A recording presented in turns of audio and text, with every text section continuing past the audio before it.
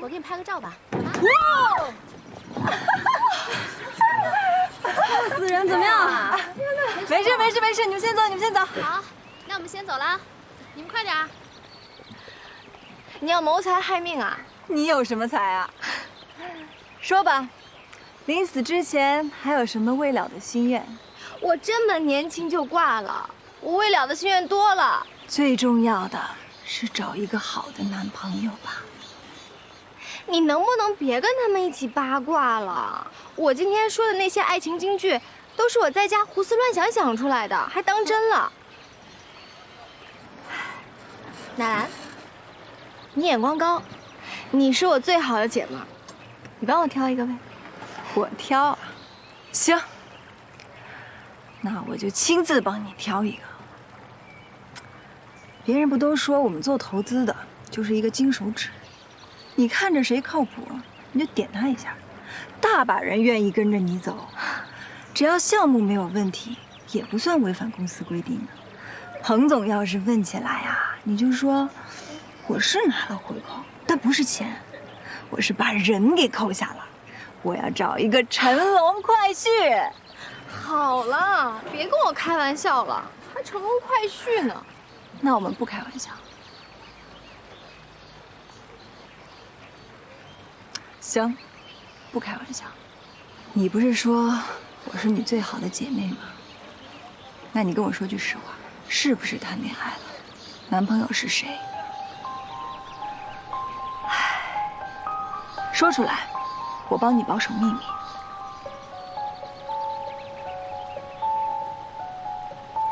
你要死啊你！都说了没谈男朋友了。Wendy，纳兰，我也知道你一点点小秘密哦。我有什么秘密？我知道，你为什么不支持少爷？为什么？因为你支持的是另外一个人啊。谁呀？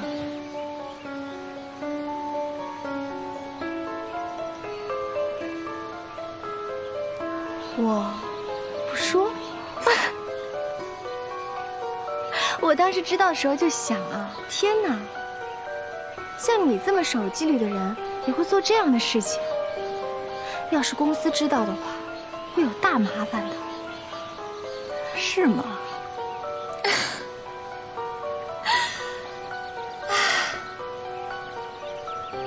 我喝多了，说的是酒话，别当真啊。你放心，我也会帮你保守秘密的。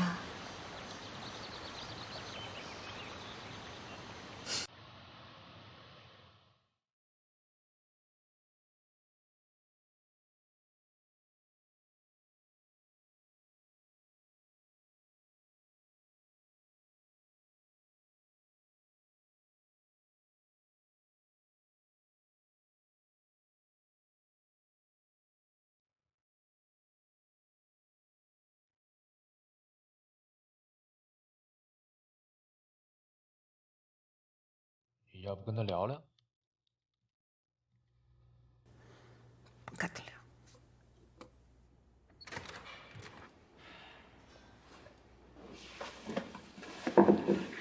怎么样？消息打听到了吗？这是我从华夏通讯一哥们儿那弄到的，大家看一下。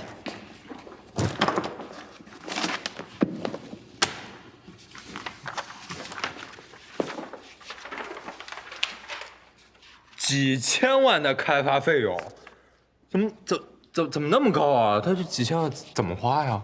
这是一款基于手机上的软件，它依靠手机基站，不依靠互联网。这里面一部分费用是基站的维护、扩容和推广。那也太高了。人家每年预计收益400多个亿，几千万开发费不算高，重点是，人家和我们一起在争取洛菲斯的投资。同样的项目，同样的创意，我们有多大胜算能赢？这不用我说吧？人家平台是3大运营商，咱们的平台呢？高模咖啡。一点都不幽默。据我所知，捷讯的背后是一个香港财团，他们的胃口远不止几百个亿。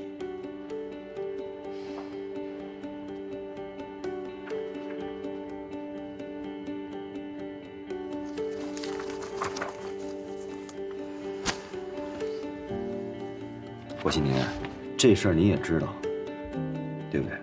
对，我知道。你什么都知道，可是你什么都不说。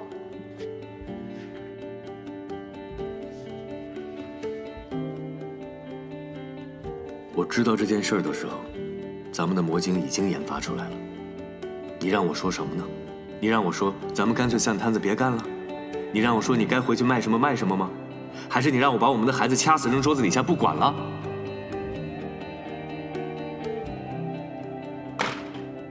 陆可，你说两句。我都行。你都行？什么叫你都行啊？咱们这儿起早贪黑，你来一句你都行？我意思就是，只要咱仨在一块儿干就行，就无所谓，我不挑。行，你们俩继续当好基友，我回去卖我花生豆去。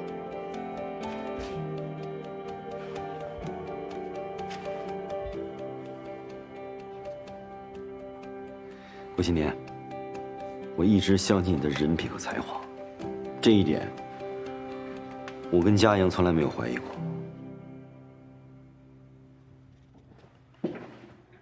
我现在希望你告诉我，魔晶和捷讯到底是不是一回数？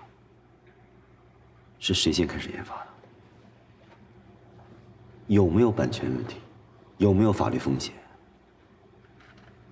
你是什么时候知道的？你为什么不告诉我们？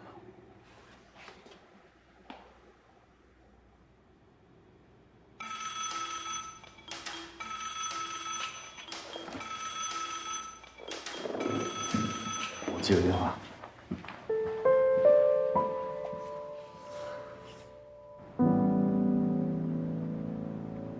喂，没想到你这么聪明啊！我让你捡到3页纸，你直接讲了个故事，而且还很精彩。是吗？当然了，今天是周末，我们公司组织我们出来郊游。你呢？你在干什么呀？让我猜猜，你一定在跟朋友喝酒庆祝。庆祝什么呀？我就是觉得哪有点不太对劲儿。怎么了？说不上来。我也觉得有哪儿不对劲儿。今天我有个同事说了很多莫名其妙的话，我也不知道是哪儿出了问题。其实，我打这个电话给你，就是想问问，你有没有把我们之间联络的事儿透露给别人？当然没有。那就好。我想提醒你一下啊，尽管我们没做错什么，但我们很难解释清楚。万一给人抓住什么把柄，很有可能会毁了你的项目，这是我担心的。纳兰，啊，彭总好。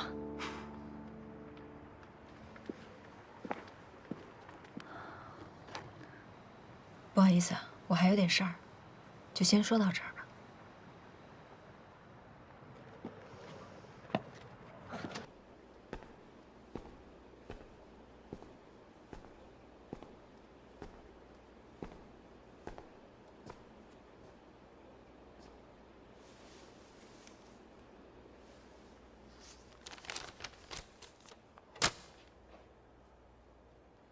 捷讯的技术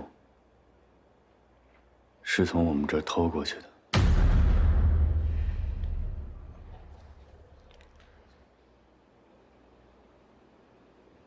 这是我的疏忽。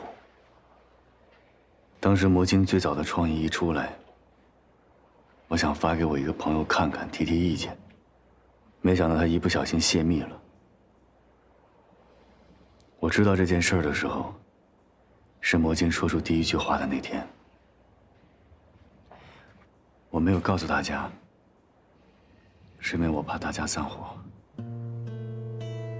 如果魔镜刚说出了第一句话，大家就散伙了，我会受不了的。等到事实摆在眼前，现在逼我们接受是吧？咱们现在一点办法都没有了，我们跟人家同台竞争的资格我们都没有。打官司，必须打官司，我就不信这个理儿说不通。咱们没有那么多时间起诉，打官司一来一回就得1、2年，就算咱们赢了也没用。事实已经发生了。事实是，你什么都知道，但是你一个字儿也不说。对不起，这是我的私事儿。泄密不是私事儿，这个项目也有我的心血，有在座每一位的心血。起不起诉不是你一个人能决定的，是我们大家共同决定的。这算什么？信任危机？对，就是信任危机。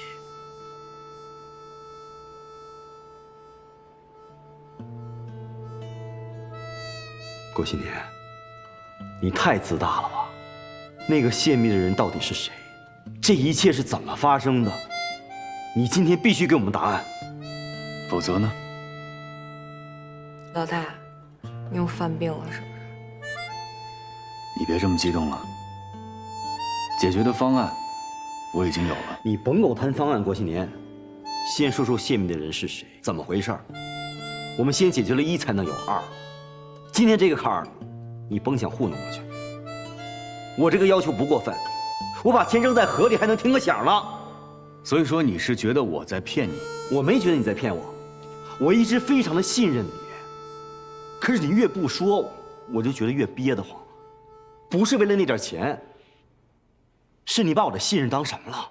狗屎吗？你至于跟我这么说话吗？我怎么不能跟你这么说话？我这么说话不对吗？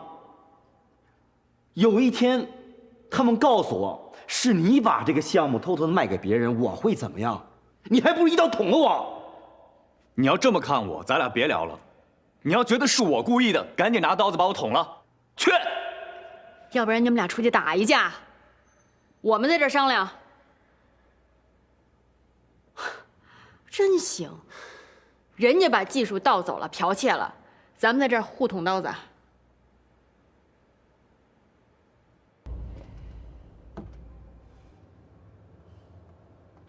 我之前在投资公司做了10年，因为不喜欢那样的生活，也不喜欢那里边人跟人之间的关系，所以接着生孩子我就辞职了，想自己做个小生意，开个咖啡馆。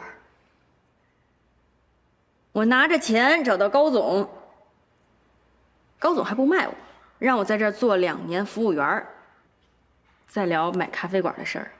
你当时跟我怎么说的来着？不是有钱就能随便做生意的，你不了解这个行当。我觉得你说的特别对。现在咱们做魔晶，真正不了解的就是你跟我。咱们是一个团队，现在出了问题，我们多听听他们专业人士的意见，我觉得这很公平吧。郭新年，剽窃对我们的影响大吗？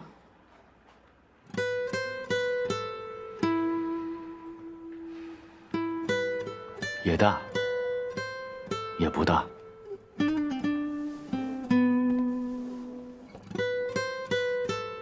我们现在遭遇的这种情况，他们肯定会带走一批市场份额，还有用户量，这点比较糟糕。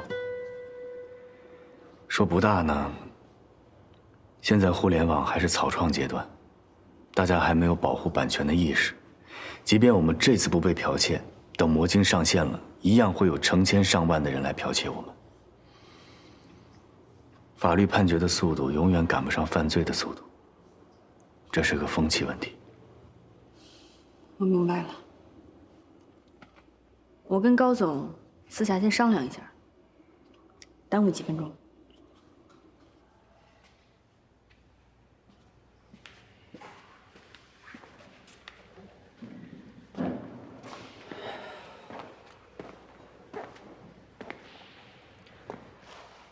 你先消消气儿。郭新年是顺毛驴脾气，你这么应对没用的。你甭跟我在这和稀泥，我就见不得这个。我真金白银投进去了，我问个人名我问不出来。好好好，你问出来管用吗？事情已经发生了，咱现在也不是斗气儿的时候。我就问你一句话：你是继续往下走啊，还是撤资？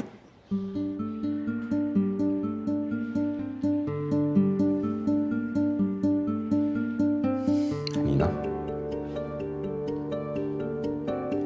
我接着往下走。我相信郭新年，就算是他给我往坑里领，我也认了。大家都在里边 K 歌呢，你倒好跑外面打电话去了，怎么？我就是酒喝多了，出去透透气，和朋友聊聊天。2位的红酒。还喝呀？今天光闹腾了，正事儿还没聊。你对最近这几个项目怎么看？彭总，聊工作，那我先回房间把电脑拿过来。哎，坐，随便问问，拿什么电脑啊？您随便问问，我可不能随便说说。我们的评估报告还要过几天才能送到你这儿。有件事情你要注意一下，狐游很快就要上线了，你要特别关注他们的用户群、下载量，还有评估对用户的粘合度。等一下，彭总，狐游很快就要上线了，这件事我怎么不知道？你不知道吗？是你们把狐游的材料加在周报里面给我送来的。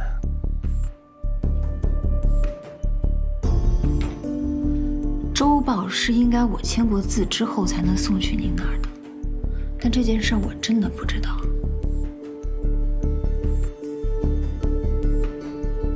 那这就太奇怪了。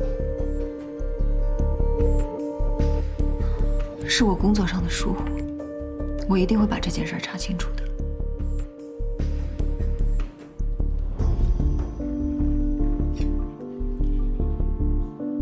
记住，在洛菲斯，永远要讲规矩。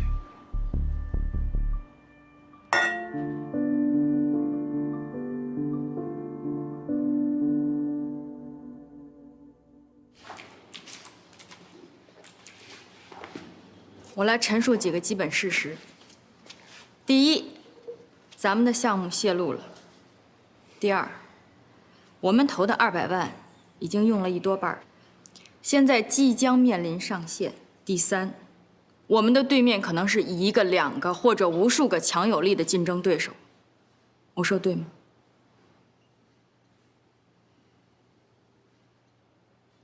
好，既然发生的事情不可逆，郭新年，我们要知道你怎么应对，你有什么把握能干掉其他人？这是我们是否要继续下去的关键。以最快的速度上线，多长时间4到6个月。我对你给的周期不满意，结算上线时间是2个月，狐游上线时间是45天到50天。我要咱们60天之内。60天根本不可能，你别说60天了，120天都没可能，谁来都不行。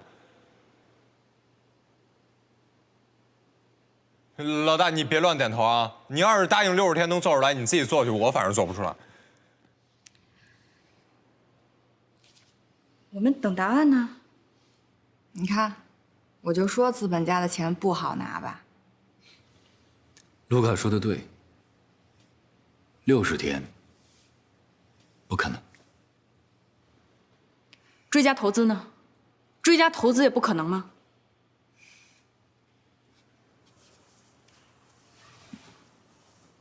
你们知道这个世界上有一种东西叫做物理时间吗？软件的测试必须达到足够的次数，我们才能够发现漏洞。发现了漏洞，我们才能去修改错误程序，弥补缺陷。如果贸然上线，一旦发现技术上有问题，用户会立即删除软件，到时候我们再做1000个补丁都没有用。软件要做就做最好的，要么就是垃圾。你给我60天时间，你和高迪现在就可以停止投资了。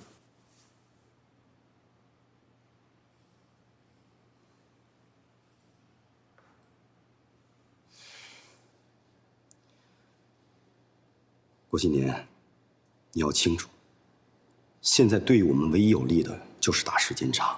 你们就知道快，快是没有用的，只有快才有机会跟捷讯竞争。就算捷讯上线1年了，我也有把握一刀给他斩尽。如果捷讯上线1年了，魔晶根本就出不来。我说出得来就出得来，所有人会认为魔晶是捷讯的山寨，我们就是个山寨货。山寨货怎么了？我农村包围城市不行吗？山寨货没有出路，山寨货没有未来。别抱幻想了，哥们儿！如果我们做的是山寨，我们就彻底完蛋了。你这辈子就是个山寨货。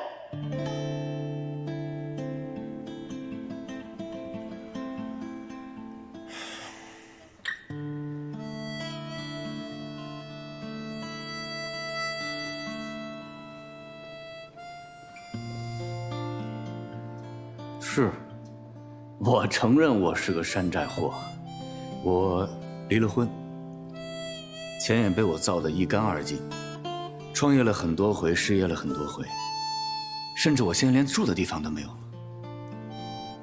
但是魔晶不一样，我确定，这是我活到今天为止我做的唯一一件有价值的事情。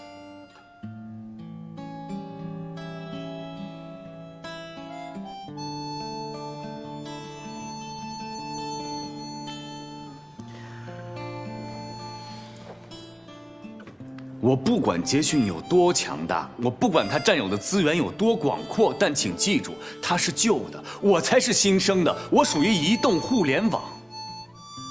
不是有句俗话吗？宁可在台风里放猪，我也不在盐碱地里种庄稼。为什么？因为在台风里，猪都能飞上天去。我们的平台不是高模咖啡，我们的平台是移动互联网。创业者应该寄希望于未来，我对未来非常有信心。我希望你们也能跟我一样。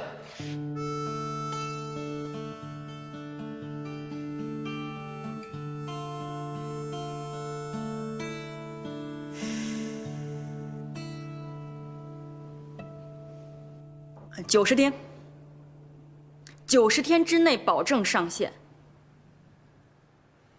这件事儿不争论了。我们也不会让步，举手表决吧。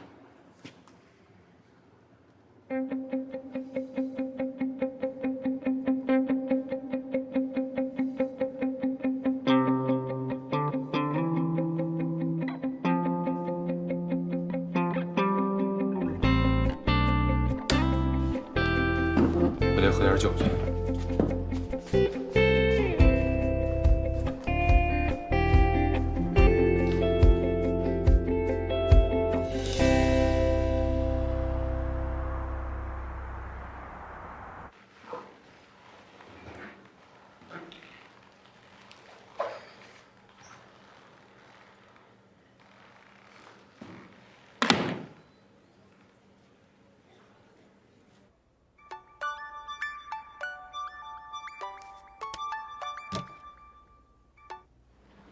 喂，你好，大总，我想约您出来一趟。有什么事儿吗？是这样，有一些新的情况，想要跟您汇报一下。我呢，不太喜欢你们那个办公室，有没有可能，咱们去到一个更有意思的地方去聊一聊呢？一定要这样吗？我坚持。好吧。你也别怪我太敏感，我们洛菲斯的事情就是这样，投资部啊，永远在风口浪尖上。如果没有工作关系，我约你，你会出来吗？我从来不做假设。你告诉我时间地点，我过去。到时候我来接你。给谁打电话？一个客户。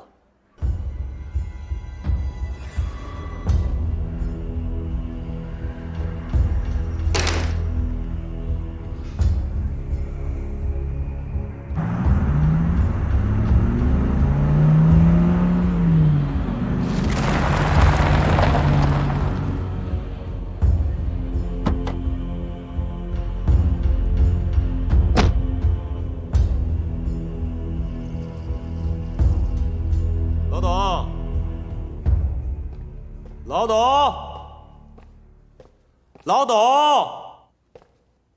来得够早的呀！少爷，你也难得。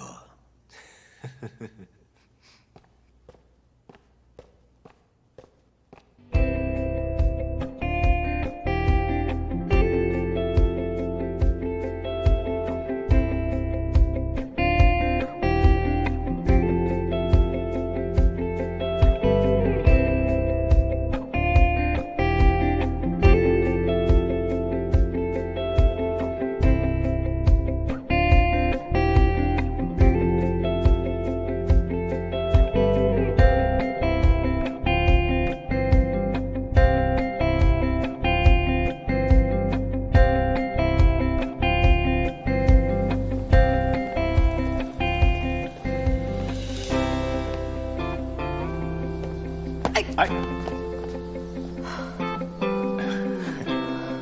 你还行吗？我没事儿。真没事叫没事儿。不行不行不行，我得歇会儿。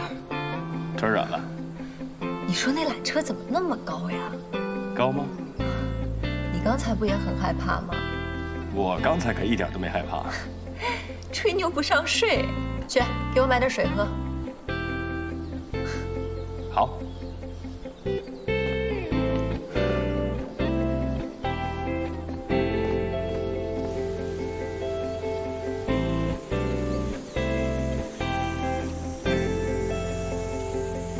好点了吗？谢谢。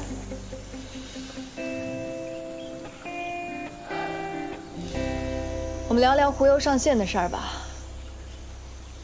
这么快就要开始谈工作了？那要不然呢？其实刚才在缆车上的时候，每次我跟你提到狐油，你都是抓着栏杆使劲点头啊。我以为我们已经谈完了。我以前怎么没发现？你这么会聊天啊？好，请开始你的提问吧。狐油什么时候上线？6周以后上。服务器的合同我刚刚签完，我现在在跟苹果谈。苹果希望我们上线的前3个月对用户免费下载。上线的价格大概预估是多少？我希望我的狐油永远免费。但如果将来我的用户希望拓展邮箱空间，或者他们要使用诸如订票、打车、订餐、查问天气之类的附加功能的话，有可能我会收取一定的费用。狐油上线的事儿还跟谁提过呀？很多人呢。很多人。我在跟苹果谈，苹果知道。我的项目书也递给过别的投资公司，别的公司知道。我给你们洛菲斯的项目书写的是你的名字，有人签收了。你不知道吗？哈哈哈，你居然不知道？有人越过我，直接递到彭总那儿去了。原来你们单位也这么复杂呀。那你们彭老板看完之后什么意见？还不知道呢，评估小组还没有收到上级的指示。其实啊，如果你们不投我们，也挺好的。毕竟有那么多公司想投我们，总得给人家一点点机会吧。那既然说到这儿，你个人觉得你们洛菲斯投我们有多大希望？我不想听你说官话。非常大，要不然我也不会忍着恐高症跟你来这儿。你还有什么病没告诉我？那可不能告诉你啊。那咱俩打个赌吧。如果你们洛菲斯将来没有投我们狐油，你陪我再坐一次缆车吧。这么狠啊？那要是投了呢？那我就再陪你做一次呗。罗总，你一直这么会做生意啊？行了，这么好的天气，这么好的风景，工作就谈到这儿吧。你觉得咱们有没有可能把友谊再稍微升华一点？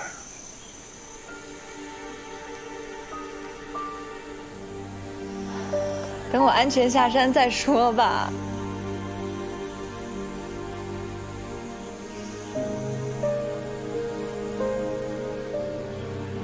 我跟华夏通讯、东方网通谈的是捆绑销售，第一批捆绑销售的手机是1000万部。从今天开始，以后每一部华夏通讯和东方网通推出的手机都会内置捷讯，大概到今年年底会有5000万部。你知道5000万部什么概念吗？如果每部手机每个月能发10条语音短信，总收入会是5个亿，每个月5个亿，每天能有1700万的收入。我说的你听见了吗？每个月5个亿，我听见了。我们是3期分成，我们能拿到3.5个亿。你给老爷打电话了吗？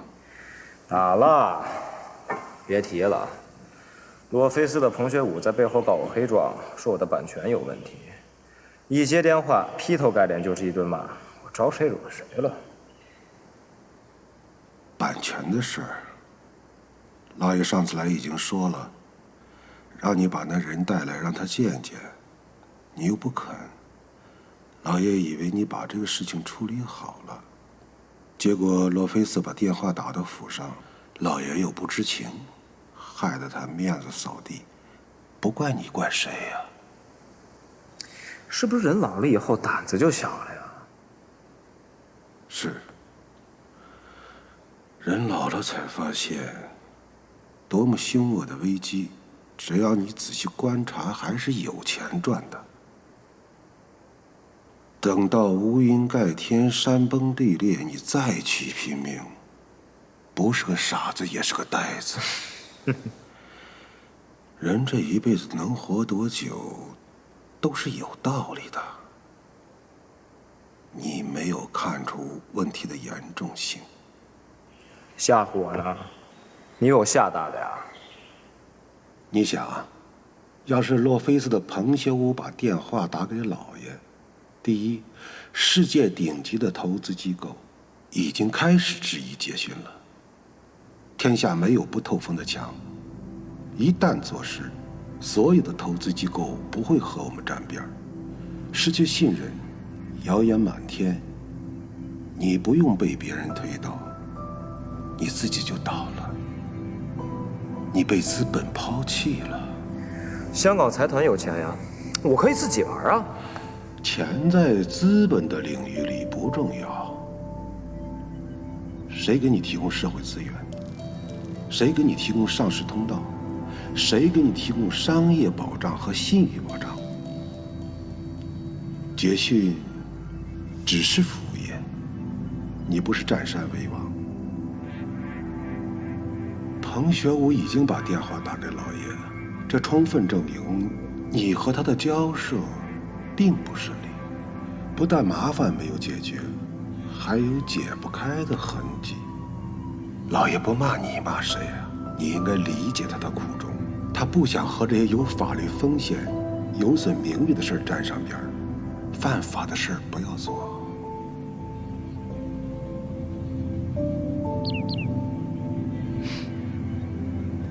哎，那我问你啊，我爸是靠什么发的家呀？走私水货，走私珠宝。我从小就听你们说，你们俩怎么抱着冲锋枪，腰里别着手榴弹，坐着走私船，半夜往香港倒腾东西，对吧？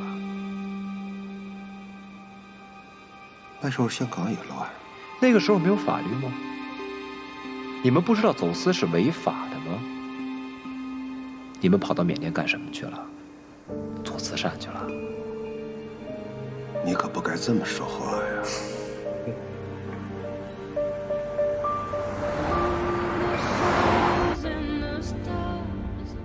有个事儿，我可能要向你请教一下。什么事儿？我是头一次出来创业，我听说，要想得到你们投资公司的支持，一般需要拿出点股份来，或者直接给现金的。你知道的还挺多，对投资公司挺了解的。我肯定会给到你一个满意的价格。拿回扣这件事儿，在别的投资公司怎么样，我不知道，但是在洛菲斯，这是一条红线，踩了就必死无疑。而且我们的评估小组有10几个人，每人1票，你有那么多股份能送吗？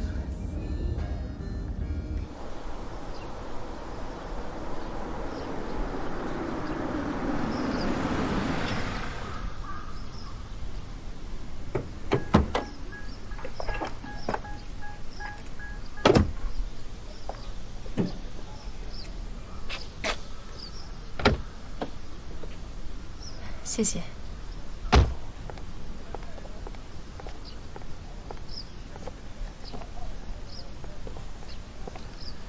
这一下午过得好快呀！是啊，我因为恐高从来都没坐过缆车，没想到风景这么美。今天过得很愉快。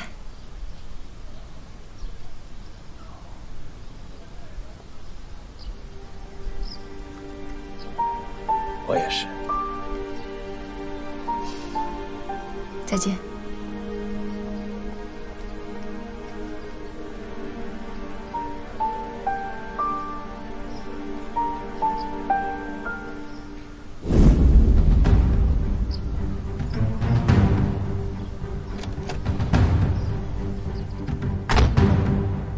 你干什么？你在干什么？你亲他，我看到了。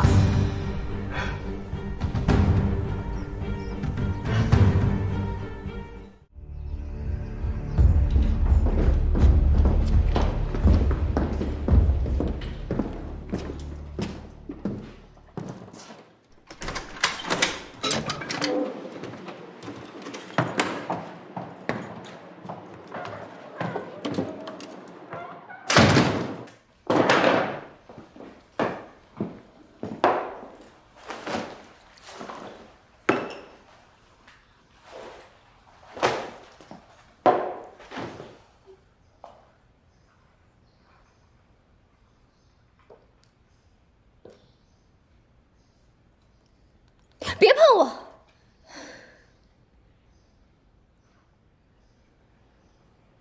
就为这么点事儿，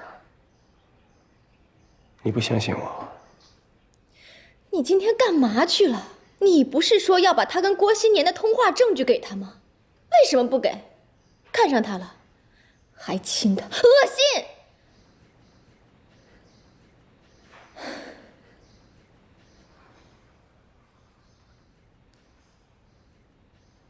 因为我蠢呐，我不知道他是什么人，我不知道他有京城这样的一个靠山，我不知道他每天会和你在一起上班。因为我蠢，我简直蠢爆了。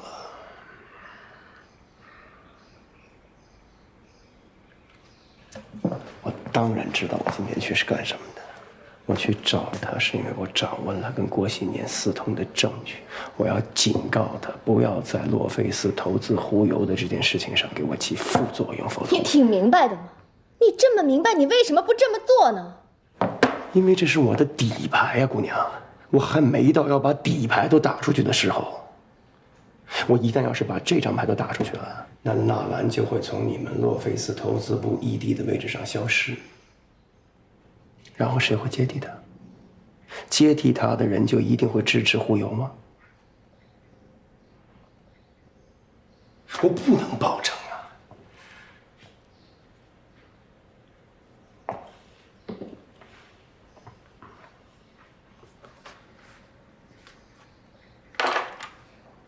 还是你觉得你会接替他？所以你这么希望我把这张牌打出去，让他赶紧从你的身边消失。原来你是这么想的。丫头，我告诉你，你一没资历，二没人脉。就算纳兰真的消失了，彭学武也不会把你变成洛菲斯投资部的ED。如果这是你的想法，你就太天真了。你都不是天真，你简直幼稚。你别跟我扯那么远。你到底是怎么想的？我现在还不想和纳兰为敌。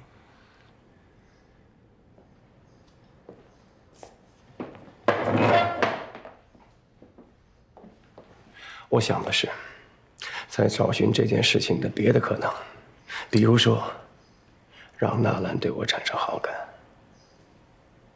他就会支持忽悠。如果由他来提交忽悠的案子，你就没有任何风险了。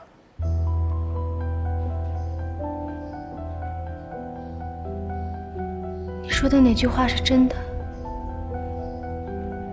哪句话是假的？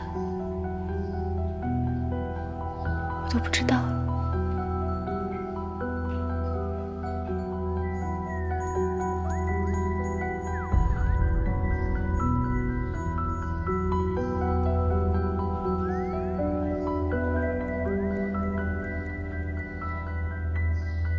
咱们俩在一起多久了？这么久的地下恋情，你还记得是为什么吗？咱们俩的关系一定不要让任何人知道。我如果想成立公司，需要拉投资，你要在洛菲斯帮我。投资圈的规则我懂，这么做可以保护你，因为我牺牲了这么多。你把你的房子都抵押了，变成钱来支持我创业。没有你就没有忽悠。我记得。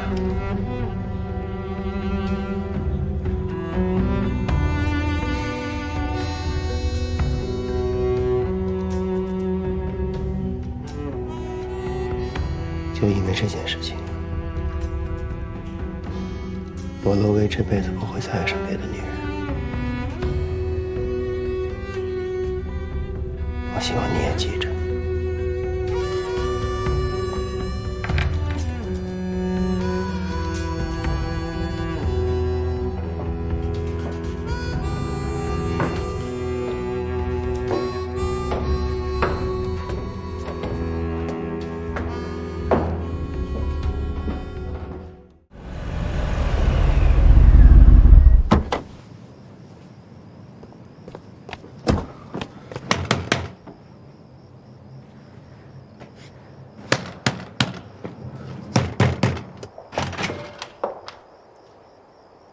你这是？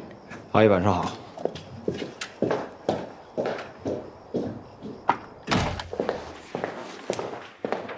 我打印出来了，这是21号的邮件。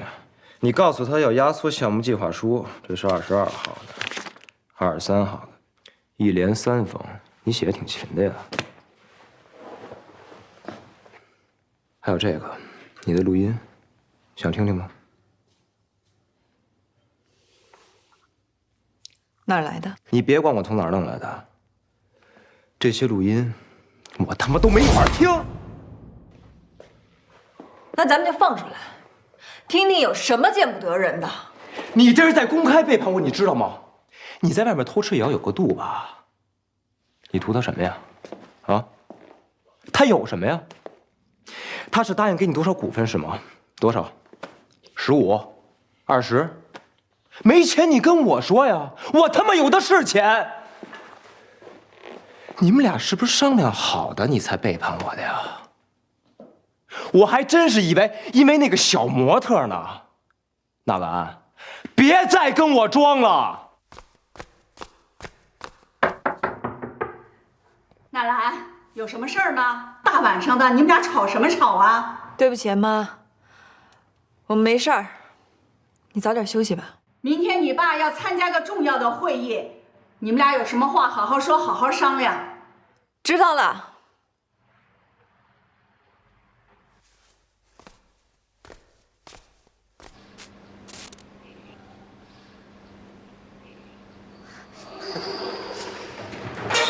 哎，你看，我跟你说，我刚抓了一脚，打了一脚，我好久没跟人干架。打你能的，不就打了几个酒鬼吗？我。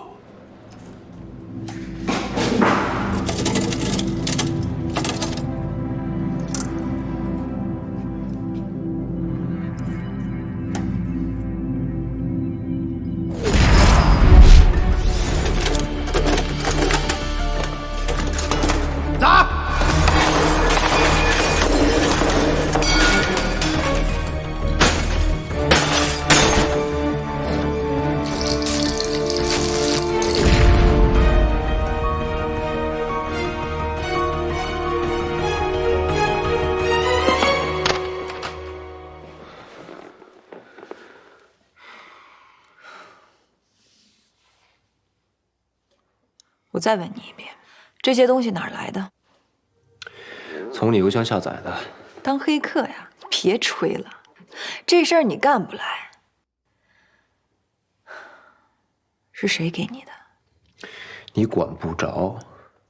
被我猜中了？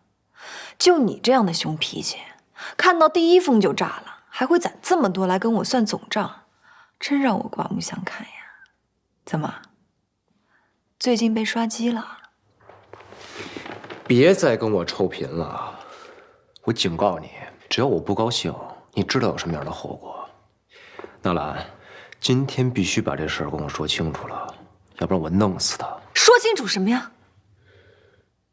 说我帮助郭新年是为了钱，说他给了我多少股份。你太小看我了。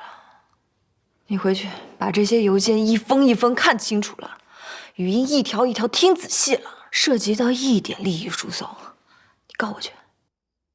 我找好的材料，缺失了一个关键环节，它里面没有涉及到郭新年和纳兰之间的利益交换。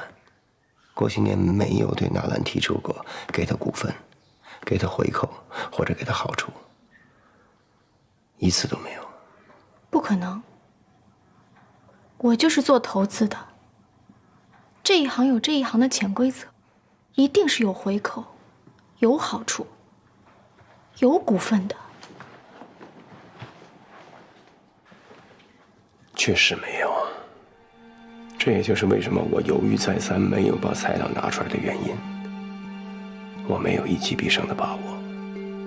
他是圣人吗？我不相信。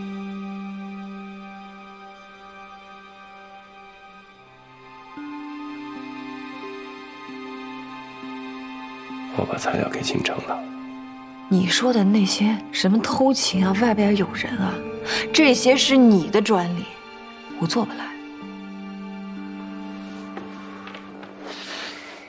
你知道我的项目也在争取罗菲斯的投资，郭新年的创意和我的项目一模一样。如果非让洛菲斯选一个的话，那他就是我的敌人。 你现在站在我敌人那边给他出谋划策，你到底想干什么呀？金城，你还真有脸说，是你剽窃了别人的创意，是你逼我这么做的。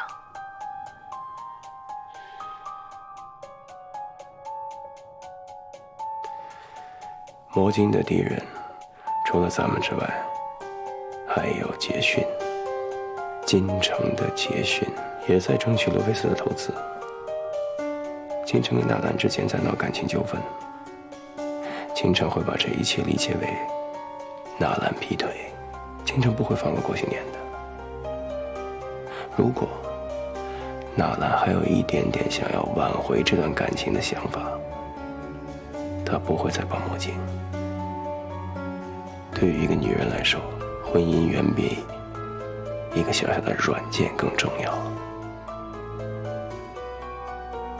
金城会搞定魔镜的，金城会搞定一切。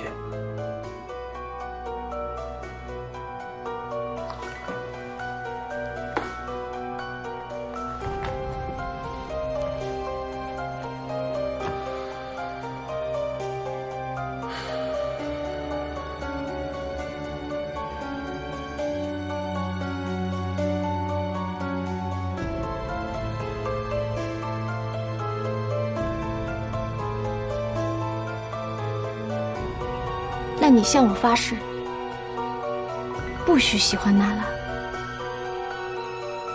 像你之前说的，一辈子只爱我一个。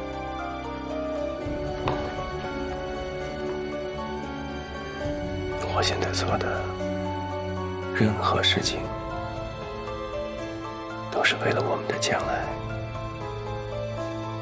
我们会有很长很长很长的将来。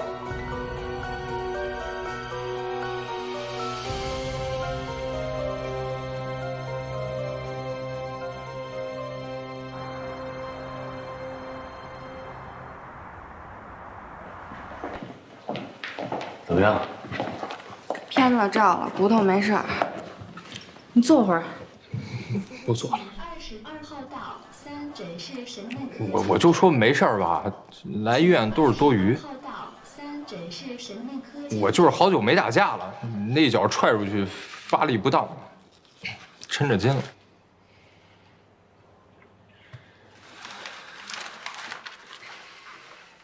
咱走吧。我把情况说一下。我们的电脑全被砸了，硬盘下落不明，我们连备份都没有，也就是说，我们之前所有的工作归零了。我算了一下，重新做，要想赶上今天的进度，至少需要27天。27天，黄花菜都凉了。别说丧气话，晚了也得干。难道我们就放弃了吗？必须把时间抢回来。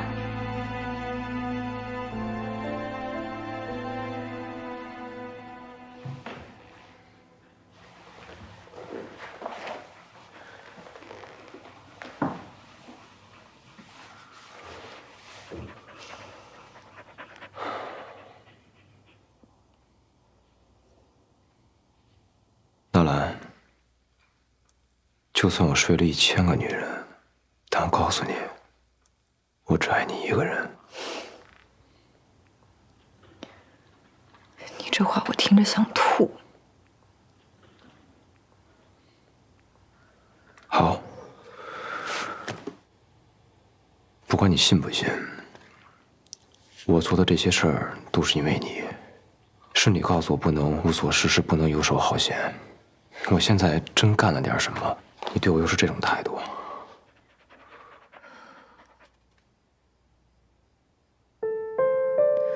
我是让你做事儿，但我没让你剽窃。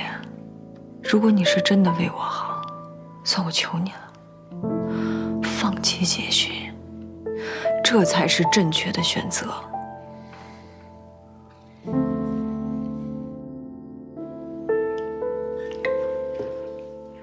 哦，合着流氓跟踪我是假，要把咱们电脑砸了是真，调虎离山之计。你想想是不是就是这么一回事儿？你说，你也不是国色天香，也不是倾国倾城之貌，流氓干嘛非得盯着你啊？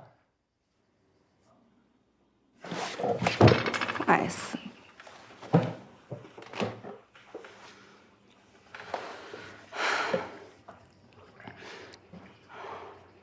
我都不想干了。不是当初你们也没跟我说干这事儿还有生命危险啊！早知道我就不跟着你们俩混了。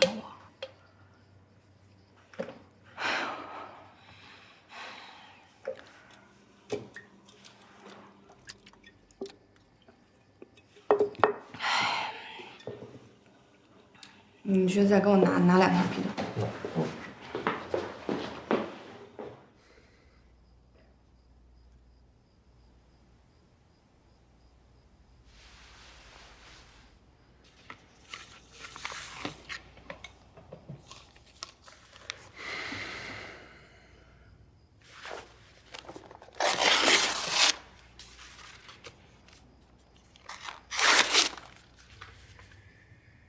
这件事过去了，你不帮我可以，但你也不能帮别人。这件事情以后不要再管了。回香港，我们结婚。结婚？跟你结婚啊？你不觉得很滑稽吗？你在伤害我的朋友，剽窃我朋友的创业，还干了那些乱七八糟的事儿。你跟我说结婚？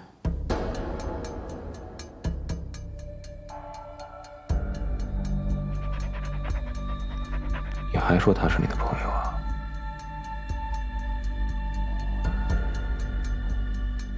那就不要怪我对你的朋友不客气了。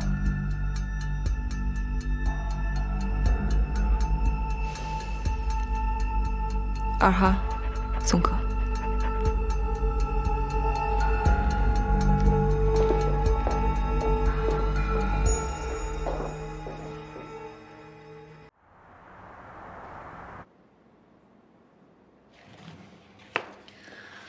首先，我要做个自我检讨，对胡油的跟踪，我信息滞后了。你们手上这份关于胡油的材料，上周就交到彭总那儿了，但是我不知道。我们目前工作的重点就是胡油、捷讯还有魔晶，大家要及时更新信息，保持同步。我再宣布一个纪律：关于这3个项目的评估材料，在正式上报之前，按照公司的权限，只有我和温妮可以调阅。大家做好邮箱的保密工作，明白了吗？明白。散会。Martin 和 Wendy 留下。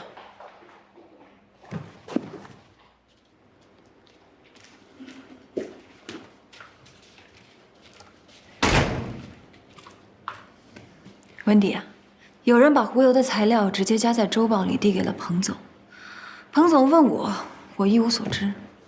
你能给我解释一下吗？你的意思是我干的吗？马丁，你说。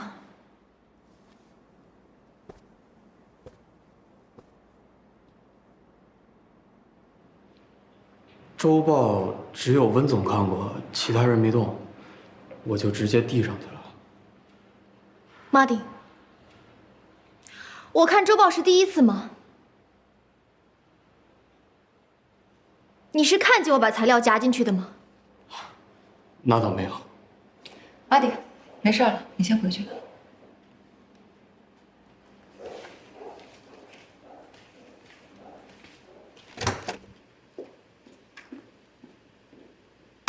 大郎，你什么意思？为什么把矛头指向我？材料跟我有什么关系啊？你急什么呀？领导要查，我就不能问一下吗？我当然要急了。说的好像我跟胡油有什么不可告人的关系一样。我可没这样说。纳兰，你要相信我，洛菲斯的纪律我是不会触碰的。那些人我很清楚，为了争取我们的投资，给你磕个头都可以，许下一大堆利益，到时候未必兑现。就算是兑现，也未必会保密。我要是愿意帮谁，我必须先了解清楚他的人品。你倒是挺有经验的。那根据你的经验，你判断一下，我跟罗威之间有没有利益交换？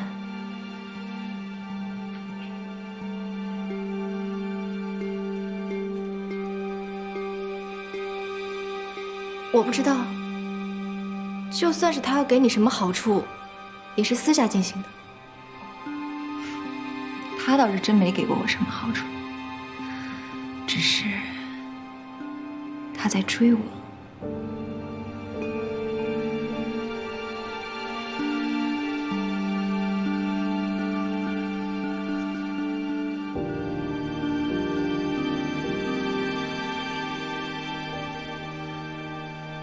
是吗？这我倒没看出来。罗威是个挺有趣的人，我只是好奇他和我之间怎么有这么多的共同爱好。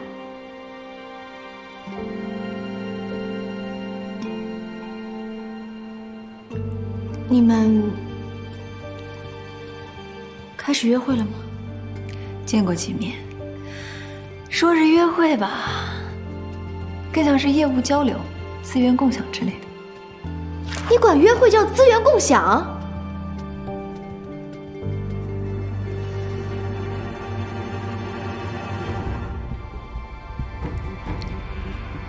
我跟他见面，就是想知道，究竟是谁在私底下搞利益交换，究竟是谁越过我的权限，把胡油的材料加到周报里。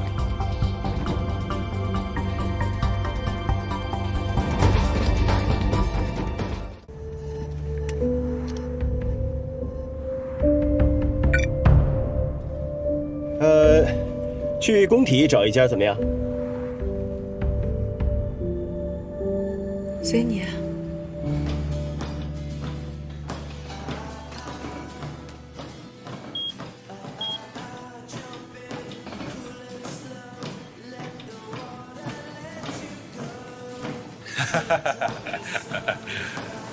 你们高级白领是不是都喜欢互换男朋友啊？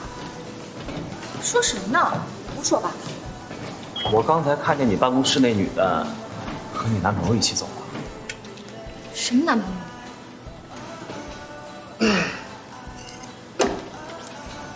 友？我上次送你回家，在你家门口接你，开个吉普的那个，是你男朋友啊？不过，他们两个还真的是挺像一对儿的。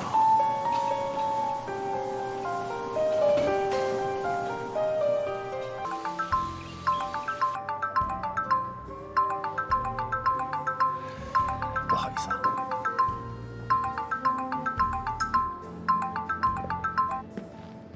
喂，你现在约他都约上瘾了，你今天都没告诉我，我看你晚上不用回来了。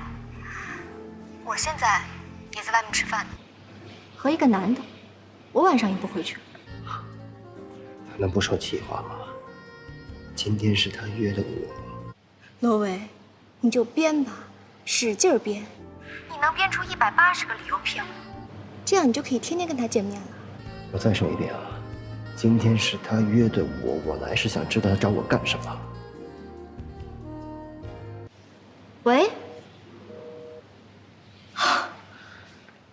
嗨，美女！别拍了，没事别瞎拍了。哇，你身材好棒啊！来个正脸的，来个正脸的。我让你别拍了，收起来啊！看来你是对我一点好感都没有。他真比我帅吗？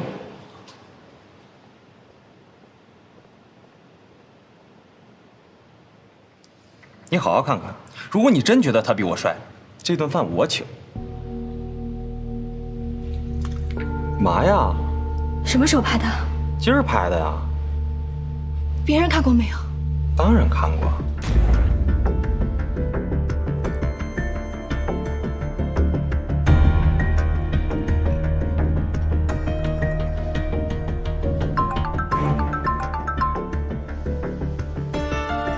接电话，接电话。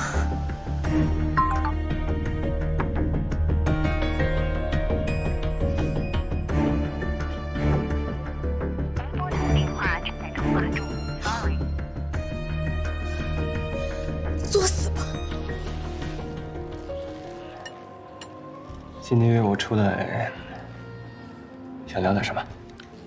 罗伟啊，我就是好奇，想问一问啊，是不是有很多女孩喜欢你啊？我是个 IT 男，是个技术控。通常我们这种人，在别人看来就是智障，是属于情商比较低那种。可能真的有女孩子喜欢我，我自己都不知道。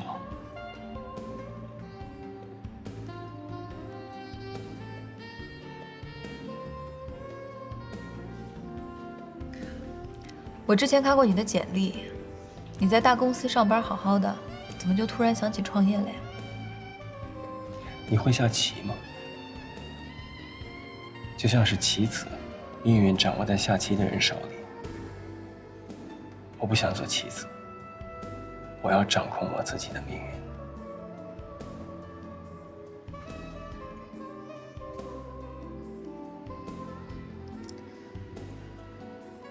我看胡油公司的规模，在创业公司里也算是中等配置了。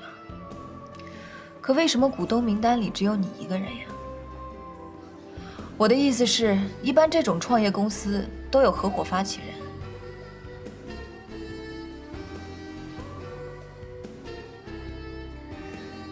你是在对我提出的材料的真实性表示质疑吗？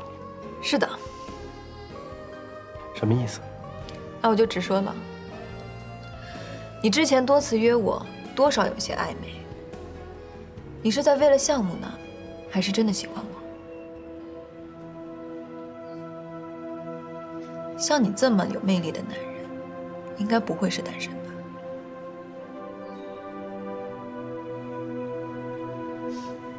我就是想问一问啊，如果我对这个项目没有帮助了，打个比方说，洛菲斯并没有投资给胡油，又或者说是更惨一些，我从洛菲斯离开了，对这个项目完全都没有意义了，你还会这么对我好吗？会的。我承认，我之前每一次约你，都是有私心的，跟项目无关。我喜欢你。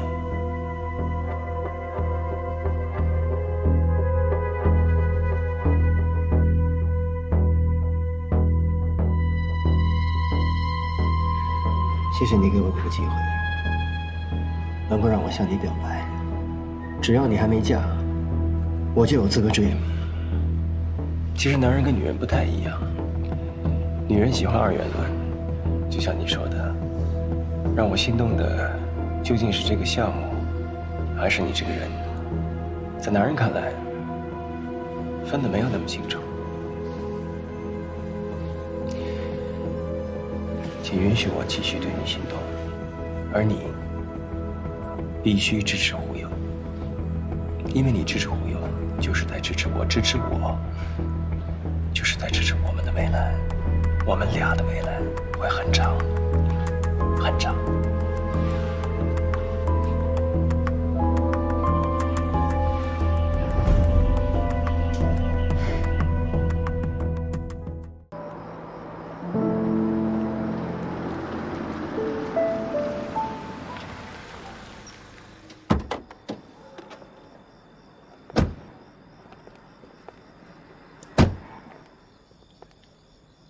就送到这儿吧。那兰，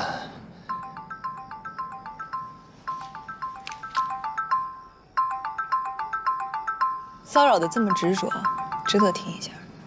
我等你。喂。喂，罗威，你是不是疯了？你半天不接我电话，你在哪儿？你还跟他在一块儿吗？我跟你说，他已经知道我们的关系了，今天就是他做的局，你就跟他玩吧，掉人坑里还不知道。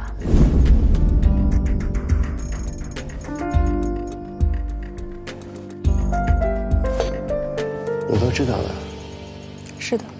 所以你今天约我出来，其实是想套我的话。有人黑了我的邮箱，还把资料给了京城，我很纳闷儿，我就想知道为什么。你们洛菲斯的项目投资会马上就要开始了，3选1，我希望得到你的支持。所以你就打感情牌？谈不上打感情牌。胡游是一款质量很高的软件，如果你能把对魔晶支持的1/10放在支持胡游上，我给你胡游1半的股份，我给你我的将来。那温迪呢？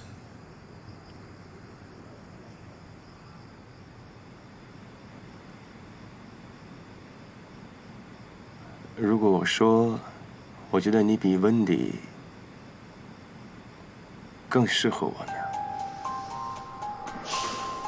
这倒是个很别致的表白。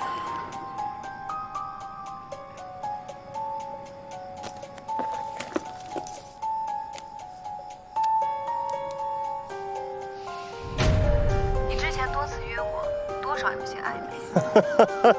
你是在为了项目呢？罗威，还是真的喜欢我？像你这么……我希望你跟温迪商量一下，不要再搞小动作。要不然他也会听到你刚才说的话。洛菲斯并没有投资给胡游，又或者说是更惨一些。再见。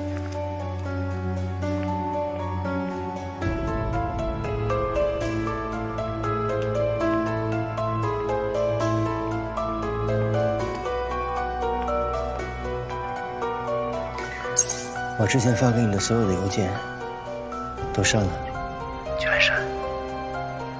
那兰不会找我们的麻烦的。我们也不要给自己留下尾巴。好，我知道了。